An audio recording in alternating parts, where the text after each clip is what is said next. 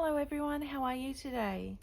I thought I'd just I've seen this hashtag go around. It's called the 17 Ink Questions. And I'm not sure where it originated from, but I've seen quite a few YouTubers do it now, and I thought they were really interesting questions, and sort of gives you a bit of an idea of my pen and ink journey as well. So I'm going to do that with you today. And if any of you actually know who started the hashtag, can you please leave me a comment down below? Because I'd love to just go and thank them and acknowledge them. So yeah, please do that if you know who actually started the hashtag. And while I'm doing it, I'm just going to ink up some envelopes as well. And put labels on them, etc. while we do this. So just to sort of keep my hands busy. Okay, so the first question is, what is your first memorable ink? So that would have to be this one. It is the Jehaban Emerald of Chivor. It's the 1670 anniversary edition, and it's got the most amazing, it's like a deep green, sort of teal green, and it's got the most amazing shimmer. I hope you're seeing that. So I've still got about half a bottle of that left, I think, but I find I'm not reaching for it or using it because I don't ever want it to run out, and it can be quite a hard ink to come by now, and it's quite expensive. So but that would have to be my first memorable ink. What is your favorite ink bottle design? That would have to be this one. So this is the Graphon Faber-Castell ink bottles. This one's moss green. It's the only one I have, but I love the bottle. It looks like a bottle of cologne or perfume, and that's the cap detail. They're just the most beautiful bottles. Mine's a little bit dusty, but I think that's a beautiful ink bottle, and it's got a really sturdy glass bottom, so it doesn't tip over. Whereas I find some of the other bottles, I'm worried when I'm using them or filling up pens or whatever that they're going to tip over. So, and there's other really lovely bottles out there as well. I might as well do something while I chat to you. I find the Ferris wheel press bottles are beautiful to look at, but I've had a few tipping episodes with them, which is not so great. And I'm going to cover that later, I'll put that there. Is not great. So I have to be really, really careful and not be in a clumsy mood, if that makes sense, because I can be quite, not careless, but I can be clumsy sometimes. And if I'm not feeling well, I tend to drop things. Like if I've got a migraine or something, I tend to lose my coordination, and I drop things and spill things, and it's a bit of a disaster. Anyway, so that's, yeah, I love the Graphon Faber-Castell bottles. But then equally, I love these ones. These are out of PET plastic.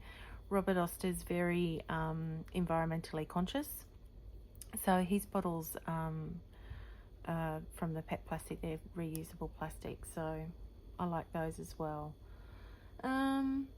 What's an ink that you love but would not use for everyday writing? So I've got a couple.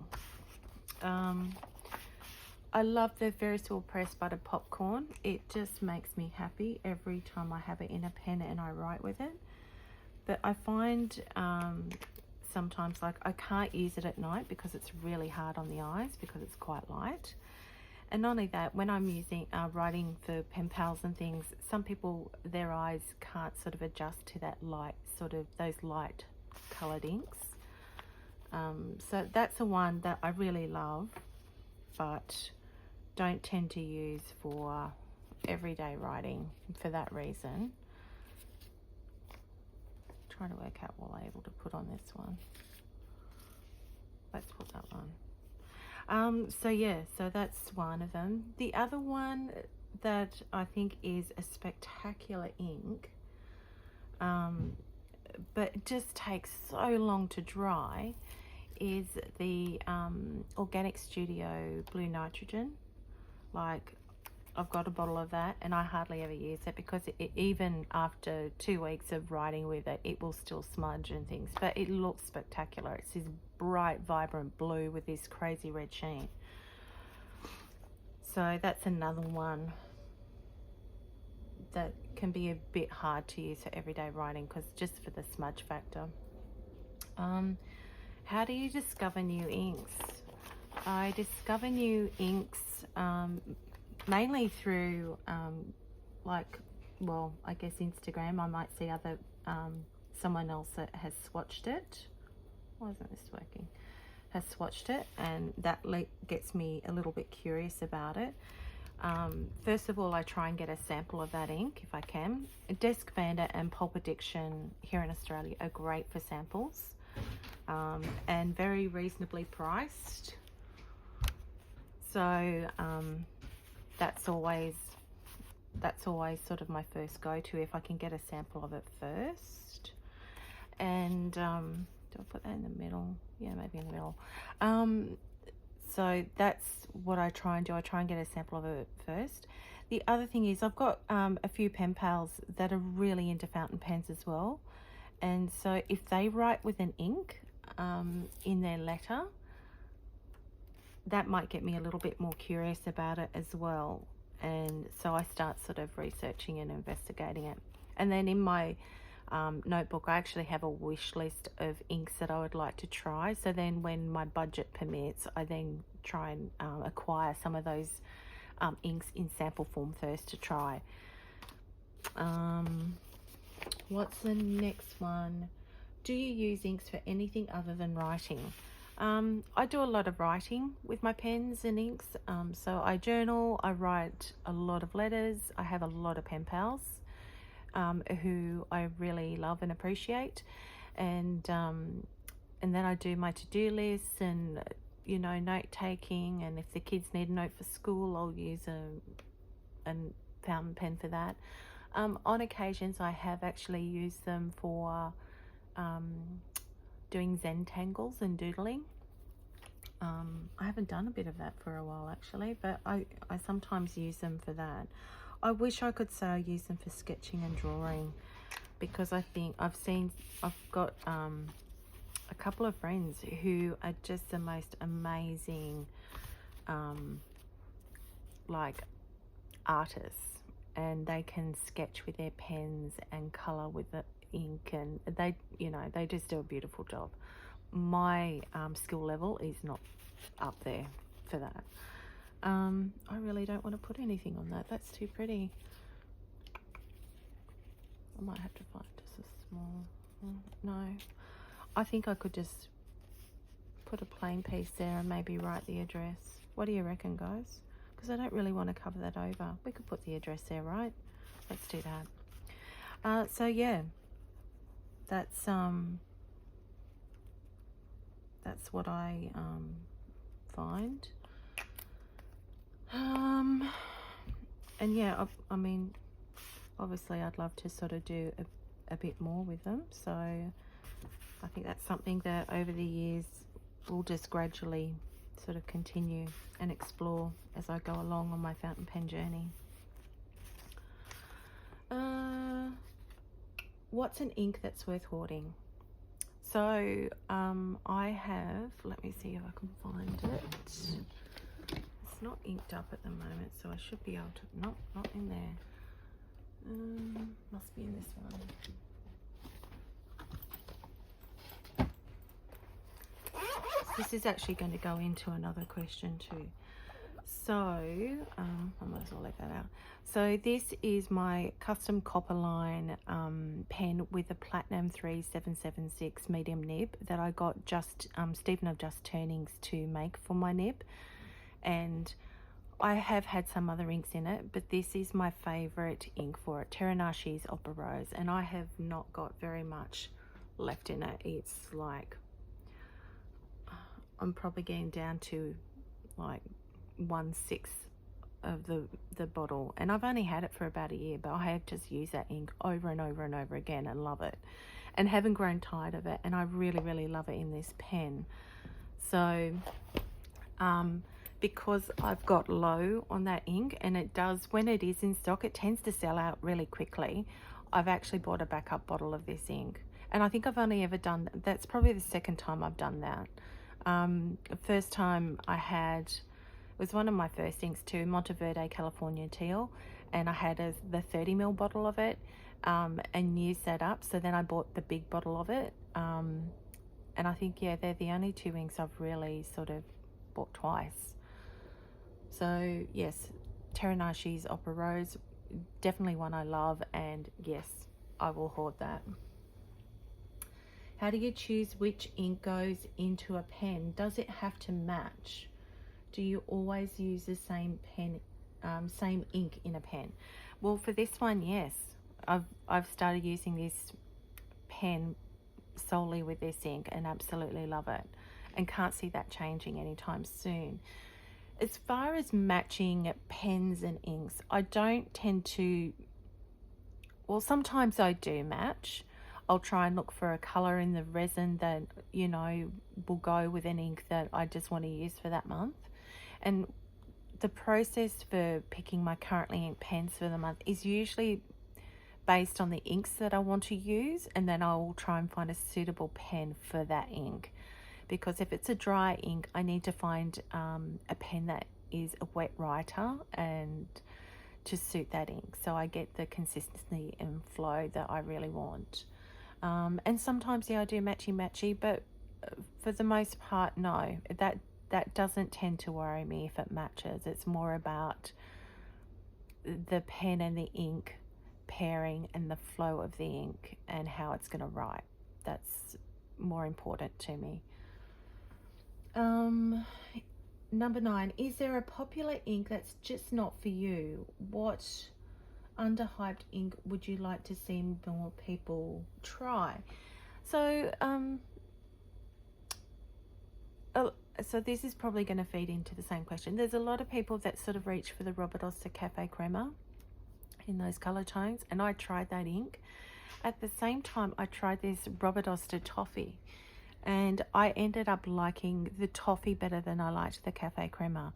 So I think this Robert Oster Toffee, sorry about my words, Robert Oster Toffee, it's a beautiful shading ink, and it's really lovely. I actually think, well, I haven't seen many people use this color ink, and I don't know why, because it's really lovely. It's a beautiful ink. The other one that I've grown really fond of is the Robert Oster Grey Seas. It's a beautiful shading ink and just the most gorgeous blue. Let me see if I can find it written in here. I used it last month. Here. So it has, it's probably a little bit hard to see, but it has the most beautiful shading properties to it. It flows beautifully in a pen. I absolutely love it, and I've used it in quite a few different pens now and really enjoyed it. So I think they're two inks that I find, well, I haven't seen other people using that much, but I'd really love to see more people try them because they are lovely inks.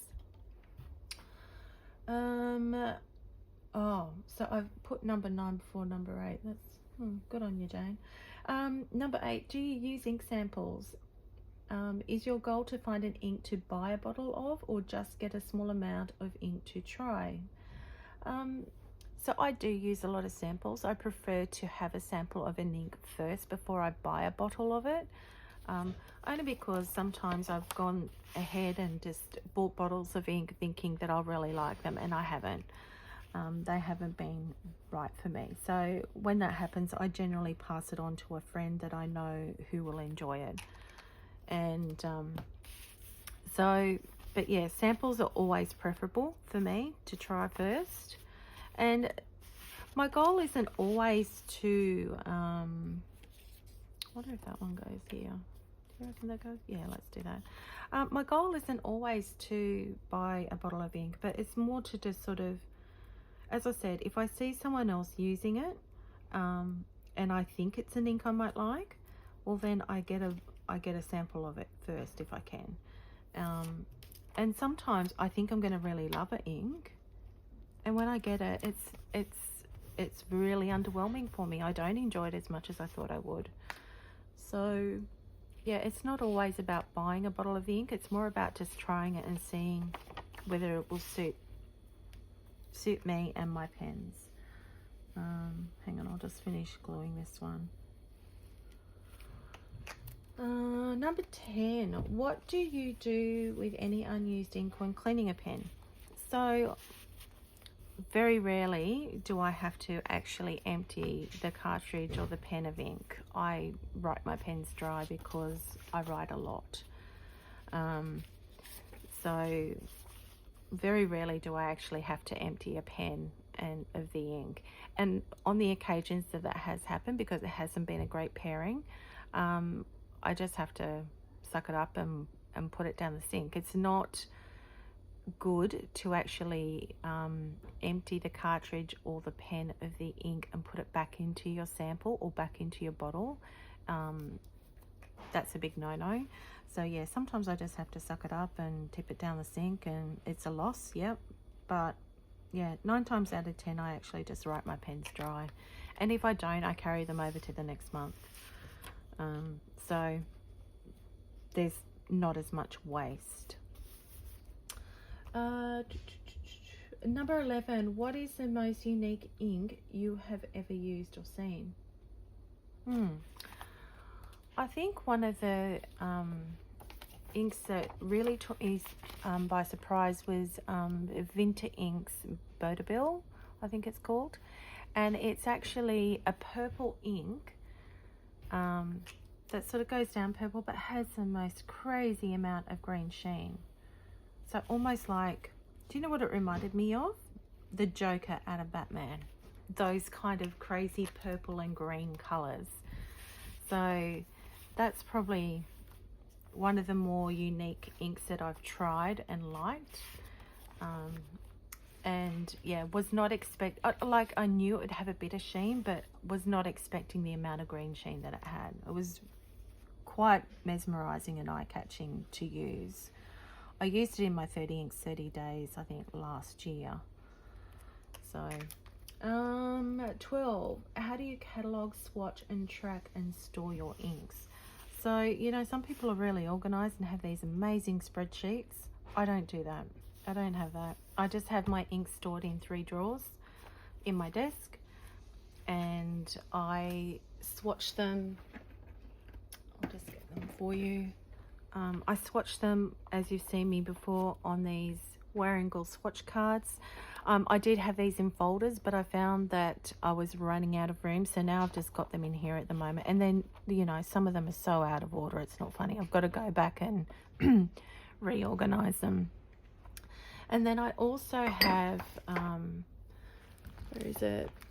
The Warringal swatch book as well. And I've done a little bit of this, but I haven't. My idea was just to keep light colors together, and I was going to use this side. I think it's Simona from Simone. She actually does her chromatography strips that corresponded with this on the opposite page, and I really want to do that because I think it's interesting. Some inks, you look at them and you think they're the same, but when you see that chromatography strip, you can see that they're not, they're different. So I've done a bit of this. I haven't put all my inks in here yet. See, that's one of those chromatography strips, and that was for the Pulp Addiction, Blue Addiction. You can see there's a bit of blue, green, and a lot of pink in that, which is interesting. So yeah, that's how I'm doing it at the moment. It might change in the future, you just never know. I'm always changing things up, and that's the thing, you know, like nothing is set in stone for me. If I feel like I need to change things, I do. 13, what is your favorite ink color and color family? That would be green, like the deep greens and teals. I love those rich dark colors, and they were sort of like my first go-to That was my first go-to colour family as well when I was starting out my fountain pen journey. I really love those deep sort of jewel-toned colours. So those emerald greens and things. And it's still a big favourite of mine. But it's funny, like when I go through all my inks, you'd think because that's my favourite colour that I would have the most of that colour, like bottles of ink. But I don't. I actually have more blue bottles of ink than I have green. So blue's kind of like my second favourite. So yeah, but yeah, greens and blues. 14, what ink related tool or accessory can you not live without? That would have to be this, and it's actually got ink in it. This. I use this as my sample vial holder, and I've had that for a very long time now. I'm just trying to get an ink sample to show you. Here we go. I'll just put this one in here. So it goes in here like that. So, and it was really inexpensive. It's actually from Daiso. It's a toothbrush holder. So, and it's heavy as well. So I don't feel like it's quite, the ink sample in there doesn't tip over or anything. So that is one thing that I don't think I could live without, because I use a lot of ink samples. And yeah, I mean, I've looked at other holders as well over the years, but I think at the time this was like less than $3, and I've had it for probably, I don't know, 4 years, maybe 5 years now. So really like it. Have you ever mixed inks or used shimmer additives? So I was really fortunate. I entered a competition with Bookbinders Design, not last year but the year before, and it was when Warringal inks were just coming onto the market, and I won their Henry Jekyll, Dr. Jekyll to Mr. Hyde set, and one was a red, and then the other one, it came with this little vial of I don't know what was in it, and you added that, because at the front I opened the box and they both said Dr. Jekyll or Henry Jekyll, and I'm like, oh no, it's made a mistake. But you added this little vial, which I thought was clever, added this little vial to the second bottle of the Henry Jekyll, and it changed it into a purple ink for Mr. Hyde. And you peeled back the Henry Jekyll label, and it was a purple label underneath. So yes, I have done that. Karina from Karina Loves to Plan actually sent me some, I think they're Pannonia inks. Let me just get them. Yes, Pannonia. Yeah. So they're a Pannonia and Amarillo stationery exclusive, and they're 3 different inks, and she's actually done this on her channel as well. So there's Azul Frida, there is Rosa Mexicano, and Amarillo Antico. Yeah, so yellow, really bright pink, and a blue, and you can actually mix these inks. So I'm actually going to have a go at doing that sometime in the near future and play with that. I've accidentally mixed inks before in pens, because I was too lazy to, this is more so in the early days, I was too lazy to actually clean the pen, so I'd just ink it up with a new ink, and you would kind of get this change of colour from, you know, the old ink transitioning through to the new coloured ink. So it was actually quite pretty to watch. But yeah, so I've accidentally mixed inks, and I've done the Warringal ones, which are really fun to play with. Warringal also have a whole heap of like different additives that you can buy and mix with your inks as well, so check them out as well. What is your favorite ink delivery system? Cartridge, vacuum, piston? I think my favorite ink delivery would have to be a piston, and also a converter. A converter holds a lot less ink, so you're able to write those pens dry quicker. But the piston filled pens, especially like your Twisbies, I'm trying to think. I've got a Pelican M400 that's a piston filling ink, a piston filling pen. Sorry. What else? I'm trying to think. Yeah, they're the ones that I tend to favour, only because they hold a lot of ink as well. So if you're going away for a weekend or something, that's quite handy, because you only really have to take 1 or 2 pens with you, because that's enough ink to keep me going. And the last question is, what ink or inks are you excited about right now? I'm actually enjoying the more subtle shaded inks, the inks that sort of do shade, but also those really subtle soft tones that aren't quite as in your face and bright. Like really enjoying the Teranashi inks.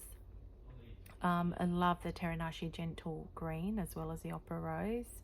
The Robert Oster Grey Seas is another really subtle, pretty blue. Yeah, and I'm getting, when I first started out in this fountain pen journey, I never ever thought I would like yellow, orange or brown inks, like ever. Like they just weren't on my radar. Now I can't get enough of them. Like I love looking for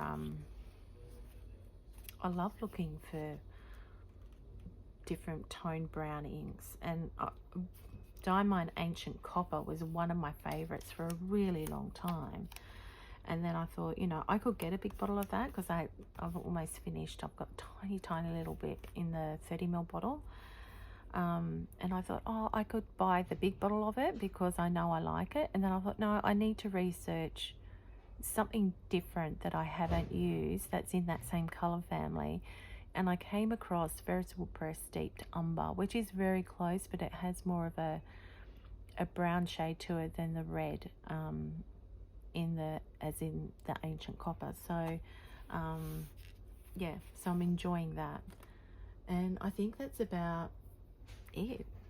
Oh, and another ink family I'd love to try is the Lennon Toolbar inks, and I noticed Atlas Stationers now have them in stock, so there's some nice ones that I'd really love to try as well. But yeah, so I think yep, that's the whole 17 ink questions. As I said below, if you know who started this tag, can you please let me know in the comments below, so I can just go and thank them and acknowledge them as well. And I was watching Katie from A Fountain Pen Awakening last night, her 8 pen questions tag that she was doing, and she was saying, you know, it'd be great if our pen community could have more like hashtags sort of thing, so we could all sort of contribute and follow along and sort of get a better insight into how people use their fountain pens and inks. And I agree with her. I think it would be wonderful. So if you have an idea, let me know, or perhaps you can start, if you have a channel yourself or an Instagram account, maybe you can start the hashtag yourself and get that ball rolling.